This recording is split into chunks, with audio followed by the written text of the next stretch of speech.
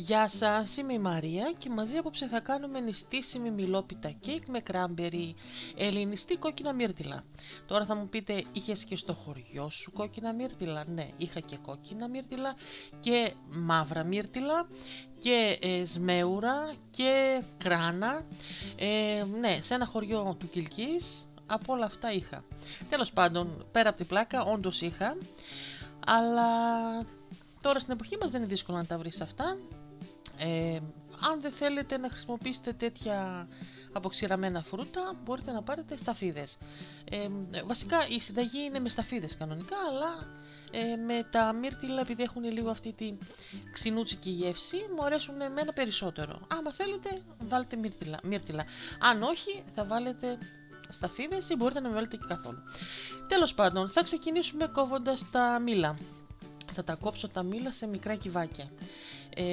Ούτε σε φέτες, ούτε ξέρω εγώ σε κομμάτια, μικρά κομματάκια, για να ψηθούν εύκολα και γρήγορα μέσα στο μείγμα του κέικ. Το κέικ θα είναι, θα σας δώσω τη συνταγή, αλήθεια είναι και σε γραμμάρια και σε ποτήρια. Το αλεύρι που θα χρειαστώ για τη συνταγή είναι 350 γραμμάρια. Απλά το έβαλα στο ποτήρι για να δείξω ότι σε ένα ποτήρι των 200 γραμμαρίων μπαίνει γεμάτο μέχρι πάνω, είναι 150 γραμμάρια. Το έβαλα πιο πολύ για να δουν οι κυρίες που δεν μπορούν να ζυγίσουν πόσο θα χρειαστεί στο ποτήρι να προσθέσουν. Λοιπόν, στο αλεύρι έβαλα το baking powder, το ανακάτεψα και το άφησα στην άκρη. Πήρα από αυτό το μείγμα λίγο και ανακάτεψα μαζί με τα μύρτιλα, γιατί τα μύρτιλα ή σταφίδες, οτιδήποτε και βάλουμε, αυτά πέφτουν κάτω. Για να μην πέσουν κάτω, τα βάζεις λίγο αλεύρι, τα ανακατεύεις με λίγο αλεύρι για να μην βυθιστούν, τουλάχιστον όχι όλα κάτω, έτσι, να είναι σε όλο το μείγμα του κέικ. Ξεχώριστα σε ένα μπολ θα βάλω το νερό, όχι ψέματα, όχι το νερό, θα βάλω το πορτοκάλι, θα βάλω το λάδι, τη ζάχαρη, θα ανακατέψω να λιώσει η ζάχαρη. Το νερό θα το βάλω στο τέλος, γι' αυτό και είπα νερό. Έβαλα βανίλια, τα έβαλα όλα και στο τέλος προσθέτω το αλεύρι. Το αλεύρι θα το προσθέσω σε 2 δόσεις ή και όλο μαζί, δεν παίζει κανένα ιδιαίτερο ρόλο.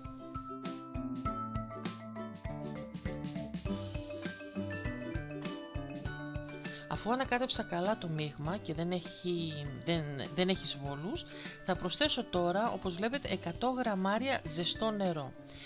Δεν θέλω να είναι καυτό σαν να έχει βράσει τώρα, αλλά θέλω να είναι ζεστό, έτσι.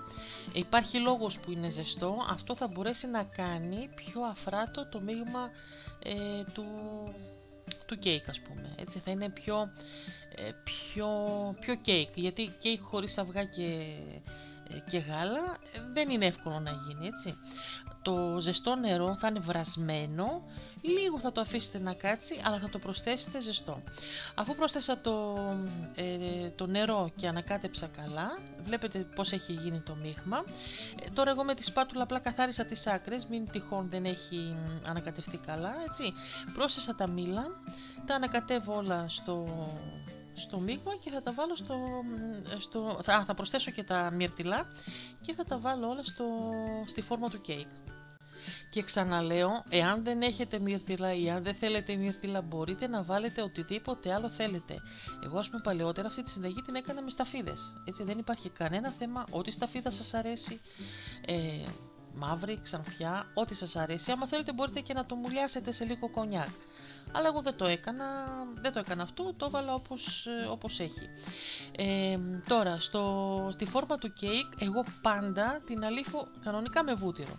Επειδή όμως είναι νηστίσιμο, θα το αλείψω με μαργαρίνη, να μην πω τώρα μάρκα, έτσι.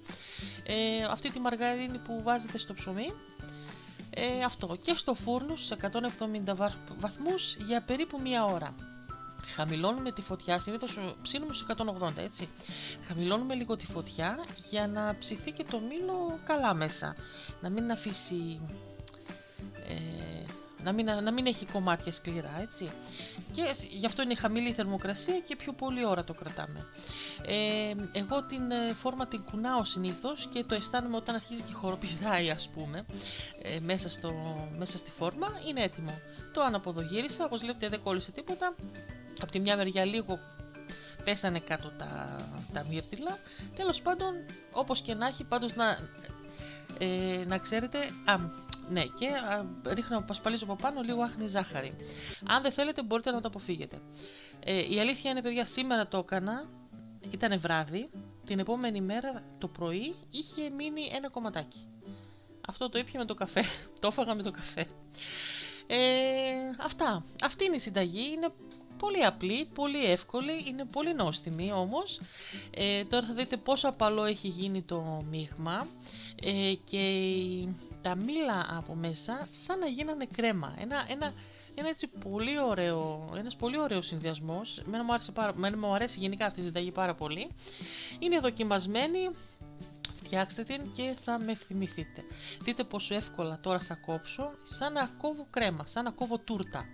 Είναι πολύ μαλακιά, πολύ μαλακό το κέικ και όπως είπα και πριν είναι σαν να κόβεις από μέσα κρέμα, να βγάζεις κρέμα από το κέικ. Αυτή την νόστιμη μιλόπιτα είχα να σας δείξω σήμερα, φτιάξτε την, θα σας αρέσει πάρα πολύ. Τη συνταγή θα τη βρείτε στο τέλος του βίντεο ή στην περιγραφή κάτω από το βίντεο. Εδώ εγώ όμως θα σας αφήσω, θα τα πούμε στο επόμενο. Θα είναι επίσης μια νηστίσιμη συνταγή και πολύ νόστιμη. Αυτά από μένα, θα τα πούμε πολύ σύντομα. Γεια!